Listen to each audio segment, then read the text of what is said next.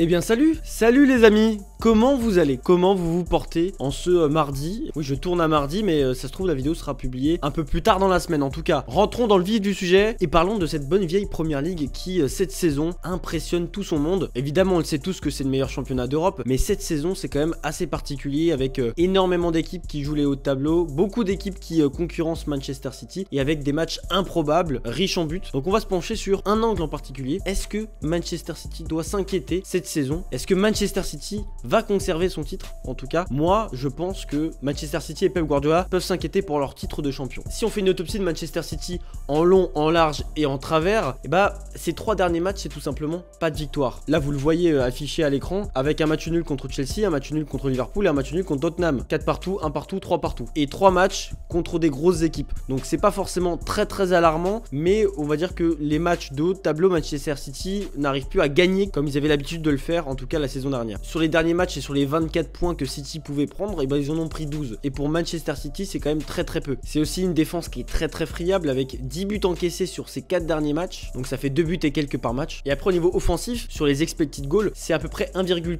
1,4 buts par match, ce qui est assez peu pour Manchester City encore une fois. Mais la nuance à apporter, c'est qu'il y a une surperformance au niveau offensif. Et donc la surperformance de City fait qu'ils marquent dans des situations un peu plus improbables que d'habitude. Donc ils ont la chance d'avoir des attaquants qui sont incisifs, qui sont bons devant le but. Mais s'il n'y avait pas des joueurs comme ça, et si c'était une autre équipe, et bah City marquerait pas beaucoup de buts et il serait en difficulté, peut-être milieu de tableau Première Ligue à côté de Chelsea. Et cette surperformance, bah c'est pas toujours bon signe hein, en général dans une équipe, c'est que pas beaucoup d'occasions franches. Ça veut dire que malgré le fait que c'est une équipe de possession qui construit beaucoup, et bah malgré ça, bah ils peinent à se créer des occasions. Aujourd'hui, il y a des joueurs de qualité à City, peut-être qu'ils sont dans une période de transition avec Doku qui est là, Phil Foden qui s'installe un peu plus, mais il y a aussi un vrai manque à gagner avec l'absence de Kevin De Bruyne, de Gundogan ou encore de Mahrez. Mahrez qui est un vrai playmaker, qui était un vrai atout offensif. Gundogan, un milieu de terrain qui savait se projeter vers l'avant et marquer aussi des buts, faire des passes décisives. Et Kevin De Bruyne, on va pas le présenter, mais c'est surtout le facteur X de Erling Haaland qui fait une saison exceptionnelle en termes de statistiques, mais il lui manque encore ce joueur qui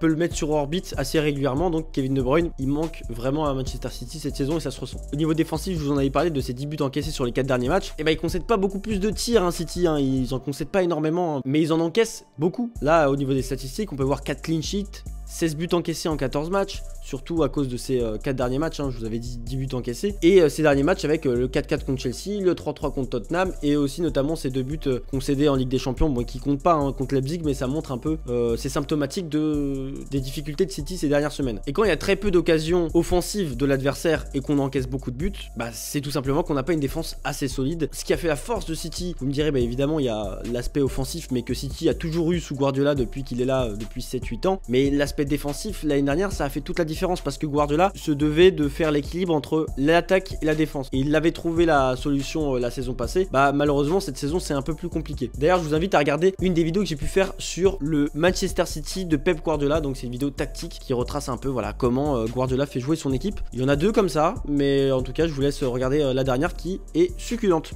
Surtout le problème de City au niveau défensif, c'est qu'il n'y a pas vraiment d'arrière latéraux de métier. Et ça, c'est une problématique qu'on a vu sur l'occasion de Son. Vous pouvez le voir, bah, c'est Doku qui défend sur Son. Et il n'y a pas vraiment de latéral gauche qui peut défendre comme un vrai latéral gauche. Il a l'habitude de faire une défense à 3 avec du coup des défenseurs centraux et des ailiers, on va dire des pistons, mais vraiment des ailiers plus que des pistons. Comme Doku par exemple, bah, ils sont pas assez soutenus défensivement et c'est assez compliqué de revenir. Guardiola avait l'habitude de faire par exemple avec John Stones des arrières centraux qui sont sur le côté et qui rentrent intérieur, mais là Stones manque beaucoup à cette équipe et donc il y a de vrais boulevards dans les couloirs de Manchester City. C'est quelque chose que Guardiola va devoir combler et corriger. Et pourquoi City doit s'inquiéter cette saison? Tout simplement parce que en plus d'avoir des problèmes dans son effectif et dans sa manière de jouer en ce moment, il y a aussi les autres équipes en Première Ligue, les concurrents directs. On est sur une saison de Première Ligue où il y a au moins 3-4 concurrents directs qui peuvent aller au bout, qui sont dangereux pour Manchester City, et les concurrents se cachent plus et ils font des matchs spectaculaires, on peut le voir, même imprévisibles. Ils sont plus offensifs et insouciants dans le jeu, et bah c'est ce que City n'avait pas forcément prévu cette saison. On retrouve des équipes comme Arsenal et Liverpool qui ont un rythme impressionnant en ce moment, et même depuis le début de la saison, j'ai envie de dire, on avait quelques doutes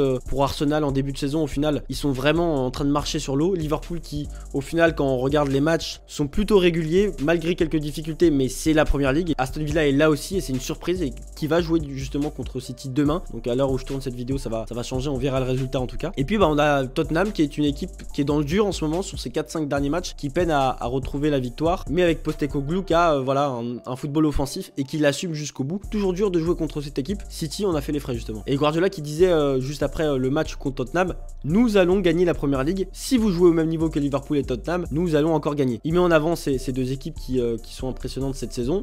Il a raison parce qu'il sait que ça va être d'autant plus compliqué cette année de la gagner. Il y a eu des doutes la saison dernière parce qu'Arsenal était vraiment au top. Bah là ils le sont encore. Donc moi on m'avait posé la question au début de saison, est-ce que Arsenal sera au top cette saison et pourra titiller City? J'ai dit oui. Beaucoup avaient des doutes mais au final ils sont toujours là. Quand on voit Chelsea en ce moment ou Tottenham, bah c'est ce genre de match qu'il faut aller gagner et justement bah City a pas réussi à le faire. Tout en sachant qu'on a un Liverpool qui cette saison a un record en particulier, 4 matchs remportés alors qu'ils étaient menés 4 fois. Il n'y a aucune équipe de Première Ligue qui fait mieux que cette statistique et ça montre toute la force de caractère de Liverpool qui sait se dépatouiller des moments difficiles et c'est synonyme d'un champion de savoir relever la tête quand c'est compliqué. Là on l'a vu contre Fulham, ce match 4-3, à la 86e il y avait 3-2 pour Fulham, au final il y a eu 4-3 à la fin et je pense que toute équipe qui est championne, surtout en Première Ligue, bah, ils ont des matchs tranquilles et ils ont des matchs où c'est un peu plus compliqué, il faut avoir une force de caractère vraiment solide. Donc je vous ai parlé de Tottenham qui est un peu en souffrance en ce moment mais je doute pas des capacités qu'ils peuvent avoir. Après ils ont quand même énormément de joueurs blessés en ce moment, ça se prévoit pas, ça on est d'accord, mais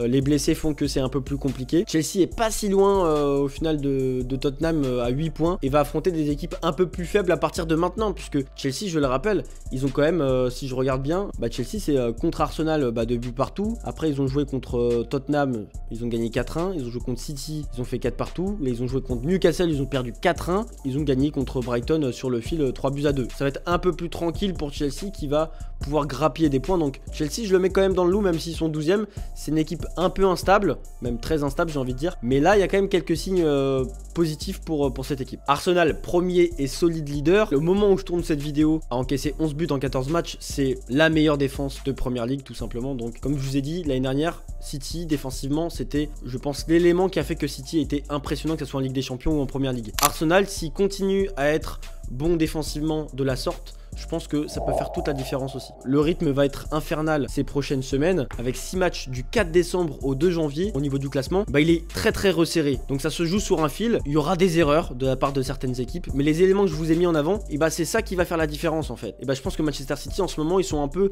en difficulté. Et sur certains aspects, bah, Arsenal et Liverpool sont en avance. Donc il y a encore énormément d'éléments à corriger pour le Manchester City de Pep Guardiola pour espérer conserver son titre. C'est la fin de cette vidéo. Merci de l'avoir suivi en tout cas. N'hésitez pas à dire ce que vous pensez de cette vidéo en commentaire. Lâchez un petit like, ça ferait plaisir. Et n'oubliez pas de vous abonner tout simplement. Et on se retrouve pour une prochaine vidéo. Ciao, ciao.